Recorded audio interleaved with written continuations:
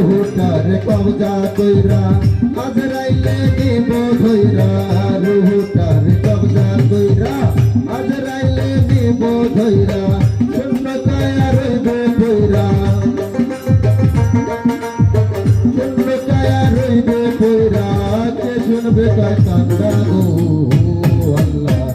ও আল্লাহ আমি এক পাপিষ্ঠ বান্দা